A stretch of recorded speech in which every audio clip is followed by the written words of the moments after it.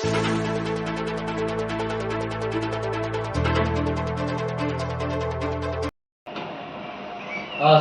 Media कर्मी बंधुओं को मेरा नमस्कार। मैं ज्ञान रंजन प्रदेश प्रवक्ता और आप सभी लोग यहाँ आए इसके लिए मैं पहले आपको धन्यवाद करता हूँ। और जैसा कि आपको ज्ञात है कि हमारे प्रदेश अध्यक्ष आदरणीय राज्यसभा सांसद अखिलेश प्रसाद सिंह जी के जो दिशा निर्देश है कि आज पूरे बिहार में एक साथ एक जगह पे हम लोग मोदी सरकार के जो 9 साल बेमिसाल है उसका पोल खोलें। और इसी क्रम में आज मैं बीटा के सब्जी बाज़ार में प्रेस वार्ता कर रहा हूँ और ये बताना चाह रहा हूँ कि जिस तरह से मोदी सरकार ने इस देश में 2014 से जिस नारा को लेके आए थे कि बहुत हुई महंगाई की मार, अब की बार फलाना ढिमकाना की सरकार, बहुत हुई बेरोजगारी के मार, अब की बार इनकी सरकार। तो इन सारी चीज़ों को ज्ञात करते हुए मैं आप लोग को धीरे धीरे एक एक पॉइंट वाइज बातों को रखूँगा और ये बताना चाहूँगा कि मोदी सरकार ने किस तरह से हमारे देश में लोगों को अपने जुमलाबाजी से ठगा है। देश बिल्कुल आहत है।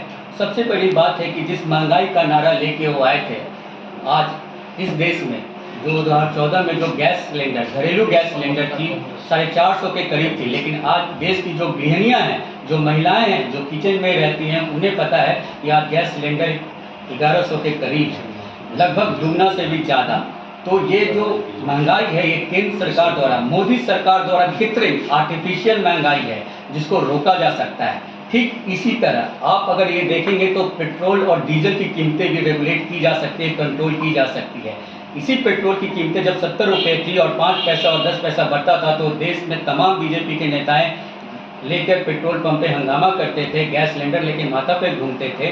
ठीक आज जबकि अंतर्राष्ट्रीय स्तर पे जो क्रूड ऑयल का दाम है वो $70 पर बैरल के हिसाब से है, जबकि यूपीए की सरकार की जो थी उस समय 110 थी। इन सारी चीज़ों को मैं आर्टिफिशियल महंगाई इसलिए कह रहा हूँ कि इन चीज़ों को कंट्रोल किया जा सकता है, क्योंकि जब 110 था तब 70 रुपये प्रति लीटर थी और 450 रुपये प्रति गैस सिलेंडर था। तो इस बात को समझिए कि देश की जो मानसिकता है जो केंद्र सरकार की, वो जनहित की बिल्कुल नहीं है। अब आइए बेरोजगारी पे।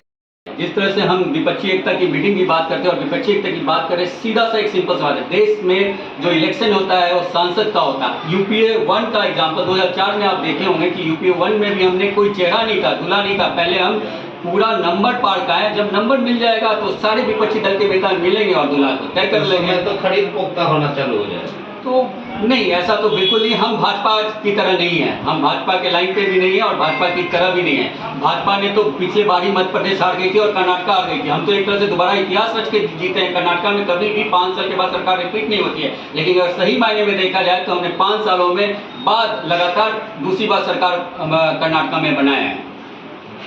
कहेंगे महंगाई की जिस तरह बढ़ा है, टमाटर हो गया 150 रुपये केजी, रिफाइंड कड़ुआ तेल, तमाम चीज़ों की महंगाई बढ़ी है, क्या मानते हैं आप लोग? सीधा सीधा मोदी सरकार की नाकामी है। मोदी सरकार को जनहित जन साहूकार से कोई लेना देना नहीं है। अब तो गृहिणी को, पहले तो था कि तेल सरसों का देखती थी, गैस सिलेंडर से निकली नहीं कि अब तो किचन से टमाटर का स्वाद भी गया है। अब तो कुछ दिनों में वहाँ कभी कुछ कैबिनेट मिनिस्टर वहाँ की कहती है निशिता निर्मला जी कि मैं प्याज नहीं खाती, अब कुछ कोई जल्दी बहुत बयान भी आ जाएंगे, अब बोलेंगे कि हम टमाटर नहीं खाते हैं। यही होगा। मोदी सरकार में सिर्फ जितना भी अनर्गल बातें आप कर सकते हैं उनके नेताओं से करवा लीजिए, लेकिन एक भी इतने सांसद हैं बिहार के लिए उन्होंने क्या किया, एक आवाज़ उठाएं। कहाँ गई वो वीरांगना जो गैस सिलेंडर उठा के प्याज और लहसुन का गले में लटका के भारत की सड़कों में दिखा करती थी, कहाँ मुँह छुपा के बैठ गई हैं? मैं जानना चाहता हूं आपके माध्यम के द्वारा। सभी लुटेरे एक साथ हो चुके हैं और इनको लूटने में अब नहीं बन रहा है। मोदी जी सभी क्षेत्र को बंद कर दिया। बिल्कुल सही।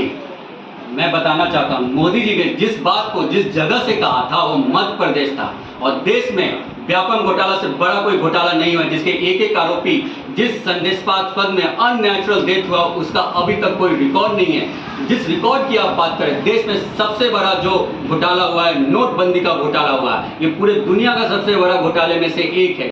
बेमिसाल मोदी जी की है और आप लोग उससे विरोध में आ रहे हैं। सीधी सी बात, 9 साल बेमिसाल बिल्कुल झूठ का पुलिंदा है, जुमलों का एक ठिकरा है जो कि ये खुल चुका हो और कहीं ना कहीं ये बिल्कुल बात सही है कि नरेंद्र मोदी की सरकार से युवाओं को नहीं ठगी है, किसानों को भी ठगी है, महिलाओं को महंगाई पे भी ठगी है, और सबसे बड़ी जो बेटी बचाओ बेटी पढ़ाओ का नारा है उसको तो उन्होंने बिल्कुल शर्मसार कर दिया है। मैं बस यही कहना चाहता हूं कि जिस तरह से मोदी सरकार ने तानाशाही रवैये से स्वयं संस्था का भी दुरुपयोग किया है, वो दिन दूर नहीं कि आप देखिएगा 2024 में मोदी सरकार का जाना तय है।